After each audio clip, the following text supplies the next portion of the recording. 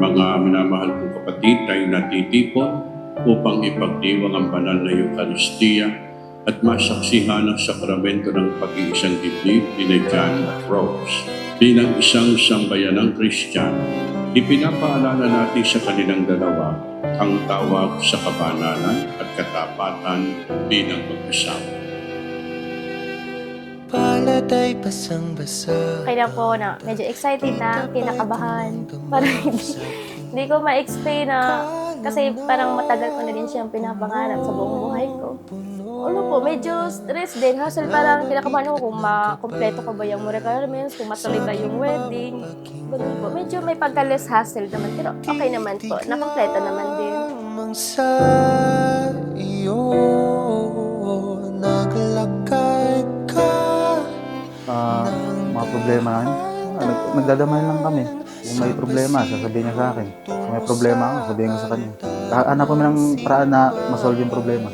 Ayaw din namin, bakit kasi masyado papalaki yung problema. Di ka pipitawan, wala na kong mahihiling pa. Ikaw at ikaw.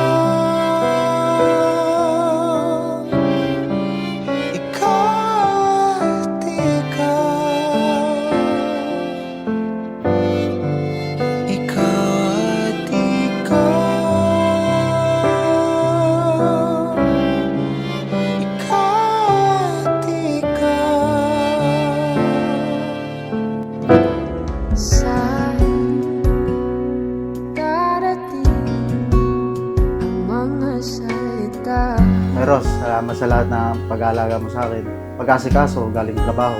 Tsaka salamat sa pag-aalaga sa anak natin. Yun lang, mahal na mahal kita. Papasalamat ako kasi dumating ka sa buhay. Sa aming dalawa. Angelo, kakasal ka na. Paano yan? May asawa at ako na. Ano problema? Kung may problema mo, sabihin mo na sa amin. Pamilya mo naman kami. Mahal na mahal ka magkakapatid. Huwag naman sana.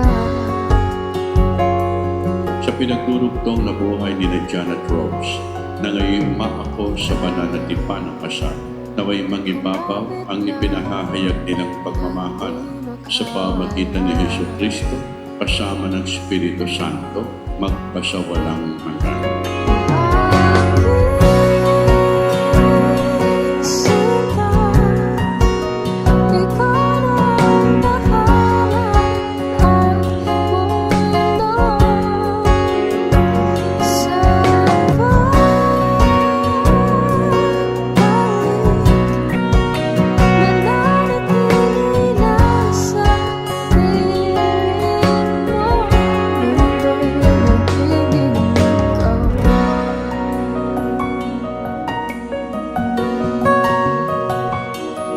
Salamat pala sa lahat ng ginawa mo para sa amin ng anak mo. Tsaka sorry na din kahit matigas yung ulo ko, kaya yun ang pinag-aawayan natin. Maraming thank you pa rin kasi tinanggap ko pa rin ako ng buo kahit alam mo naman yung mga nangyari sa buhay ko. Tsaka napakaswerte ko sa inyo pati sa pamilya mo.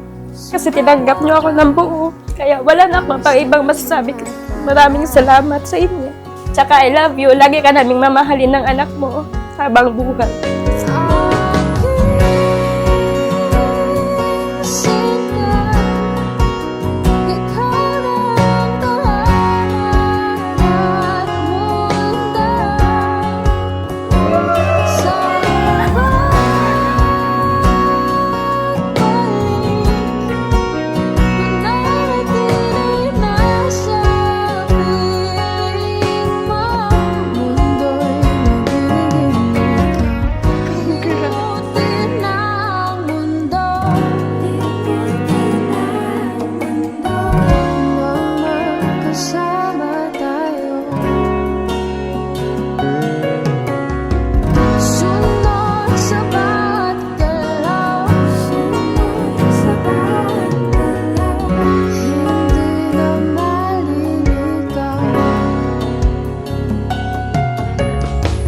Lalo rin ninyong panalimin ang inyong ugnayang kay Kristo. Dahil kung kayo'y malalim ang ugnayang kay Kristo, matataglay ninyong higit ang pag-ibig ni Kristo. Angelo, you are my forever home, my safe haven, and my soulmate. I promise to love you unconditionally, to support your passions, and to stand by your side through life's ups and downs. I vow to cherish, honor, and laugh with you, to build a life filled with joy, adventure, and love. You make me feel seen, heard, and loved in any ways I never thought possible. I love you more than words can say.